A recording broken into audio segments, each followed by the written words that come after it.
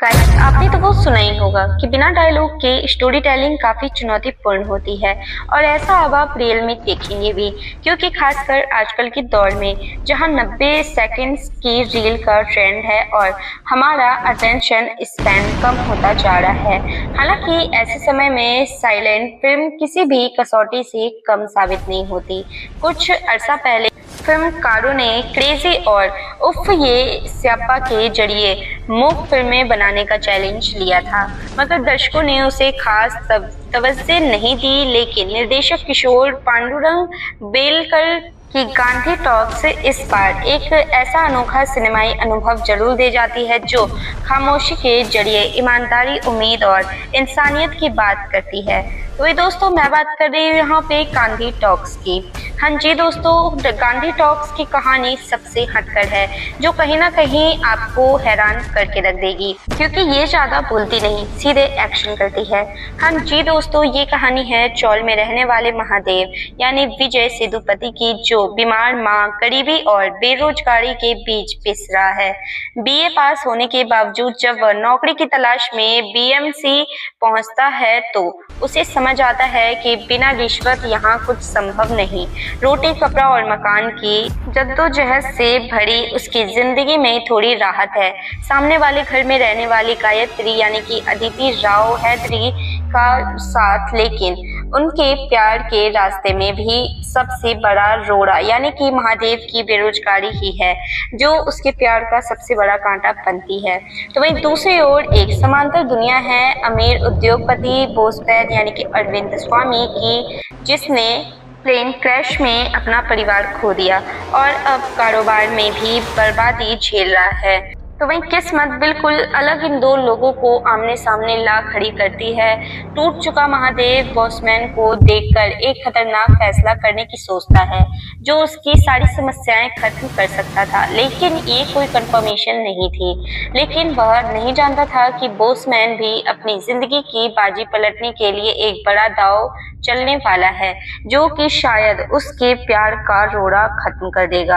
हाँ जी गाइस, भारतीय सिनेमा की शुरुआत मूक फिल्मों से हुई थी। कमल हासन की पुष्पक जैसे यादगार उदाहरण पहले से मौजूद हैं।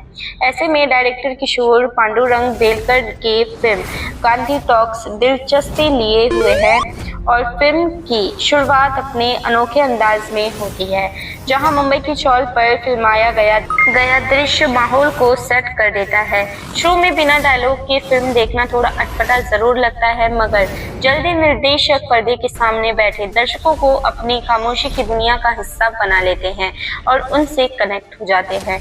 बेलकर की कहानी मूल रूप से आम आदमी की दुखी और उनसे तंग आकर वह गलत रास्ता चुनने का फैसला करता है, जो कि आगे चल के उसे शायद भारी भी पड़ता है। फिल्म में भ्रष्टाचार का मुद्दा भी है। भारतीय रुपये पर छपे गांधी जी की तस्वीर से सिंबॉलिक रूप से दर्शाया गया है कि बापू को नोट पर छापकर उन्हें सर्वोच्च स्थान पर तो बिठा दिया गया, मगर उनसे आदर्शों की धज्जियां उड़ाई जा रही है। लेकिन मैं आपको बता दूं, महादेव गायत्री का चौल रोमांस, पैसे कमाने के लिए महादेव का कृष्ण बनना, खाली डिब्बे में डिब्बे वाले के धमकी भरे मैसेजेस जैसे दृश्य दिल में उतर जाते हैं। हालांकि इस मूक फिल्म में कुछ सीन्स ऐसे भी हैं जिसमें निर्देशक को टेक्स्ट मैसेज और सांकेतिक भाषा का सहारा लेना पड़ा है, मगर कुल मिलाकर दर्शक की उत्सुकता बरकरार रहती है और जैसा कि इस मूवी ने बरकरार रखा भी है। सेकेंड हाफ में कहानी थोड़ी हिचकोले खाती है और एक डार्क कॉमेडी में तब्दील हो जाती है। बॉसमैन के घर में लुका छुपी का खेल कुछ ज्यादा लंबा मालूम होता है, मगर इस पड़ाव पर AR रहमान का बैकग्राउंड स्कोर फिल्म में जान डाल देता है। ये कहना गलत नहीं होगा कि AR रहमान का म्यूजिक इस मूक फिल्म की जुबान और जान बनने में सफल रही है। फिल्म का क्लाइमैक्स फील गुड वाला है और राहत देने का काम करता है। करण बी रावत की सिनेमेटोग्राफी में मुंबई के चौल कल्चर और महानगर को एक अलग रूप में देखने का मौका मिलता है। तो वहीं अपनी सहजता और एफर्टलेस परफॉर्मेंस के लिए पहचाने जाने वाले विजय सेतुपति यहाँ भी अपने सहज सरल अभिनय से किरदार को यादगार बना ले जाते हैं। बिना डायलॉग वाली इस फिल्म में वे अपनी भाव भंगिमाओं से खूब एंटरटेन करते हैं। बर्बादी की कगार पर पहुंच चुके डिप्रेस्ड बिजनेसमैन बॉसमैन के चरित्र को अरविंद स्वामी दमदार तरीके से निभाते हैं। इतना ही नहीं बल्कि इसमें अदिति राव हैदरी ने अपनी खूबसूरती के साथ फिल्म में अपनी अभिनय क्षमता का भी परिचय बखूबी निभाया है और सड़क छाप सनकी चोर उचक्के के किरदार में सिद्धार्थ जाधव मजेदार लगे हैं। गोविंद नामदेव, उषा नाडकर्णी और जरीना वहाब जैसे कलाकारों ने भी अपनी छोटी छोटी भूमिकाओं के साथ मनोरंजन। तो दोस्तों, अगर आप सोच रहे हो कि ये फिल्म क्यों देखें, तो मैं आपको बता दूं, एक्सपेरिमेंटल फिल्मों के शौकीन हैं तो विजय सेतुपति और अरविंद स्वामी दमदार अदाकारी के लिए ये फिल्म देखी जा सकती है। लेकिन अगर आपको पसंद नहीं है तो इस फिल्म को आप स्किप कर सकते हैं। मेरा मानना ये होगा कि आप एक बार ये फिल्म जरूर देखें, शायद आपको रुपयों की कदर हो।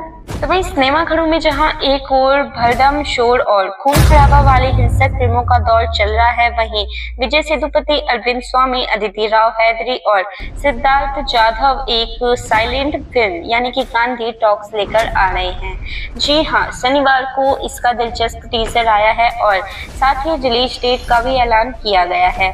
ये फिल्म महात्मा गांधी की पुण्यतिथि यानी 30 जनवरी 2026 को सिनेमाघरों में रिलीज हो गई है। और इतना ही नहीं बल्कि गांधी टॉक्स के राइटर और डायरेक्टर किशोर पी बेलकर हैं।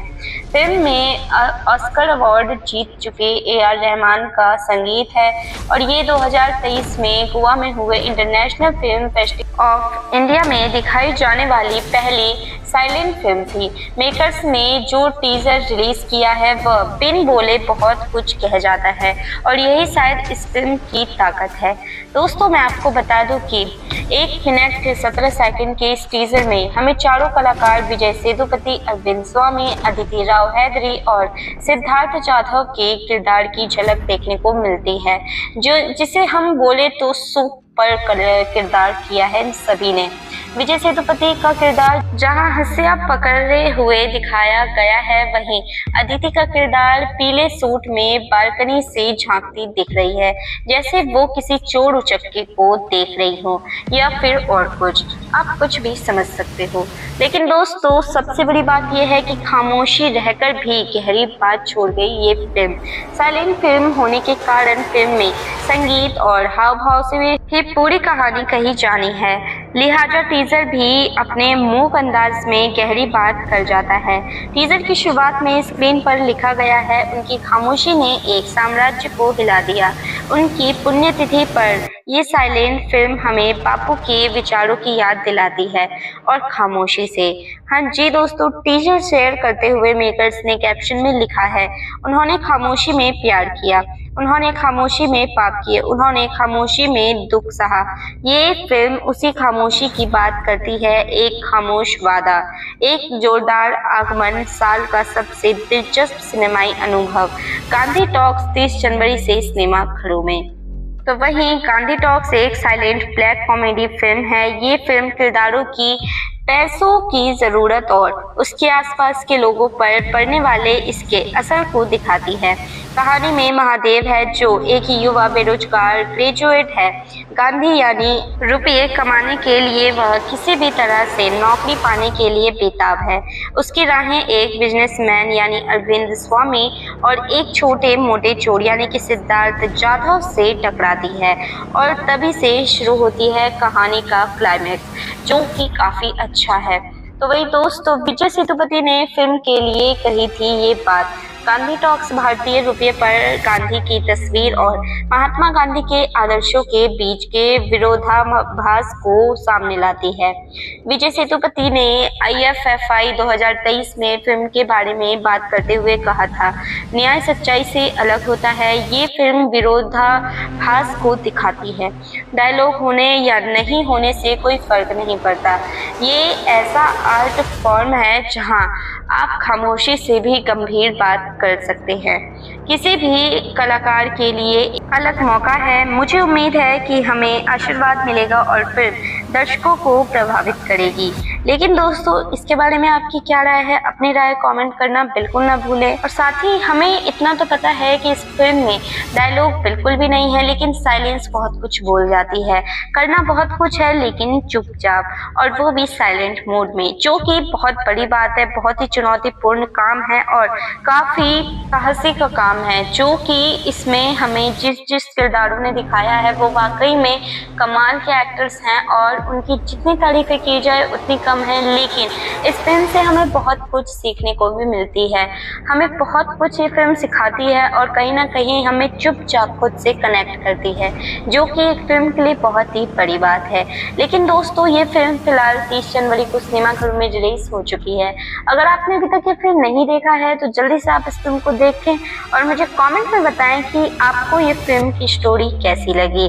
और हाँ, अगर मैं आपसे कहूँ कि इस फिल्म में आपको सबसे अच्छा किरदार किसका लगा, तो आप किसका बोलोगे? मुझे कमेंट करो। तब तक मैं जल्दी मिलती हूँ अपने नेक्स्ट वीडियो के साथ। जाते जाते यही कहूँगी आपसे कि वीडियो पसंद आया तो प्लीज़ वीडियो को लाइक करके चैनल को सब्सक्राइब करें, ताकि मेरे नोटिफिकेशन सबसे पहले आप तक पहुँचे। तो गाइस, जल्दी मिलती हूँ अपने नेक्स्ट और बड़े अपडेट्स के साथ।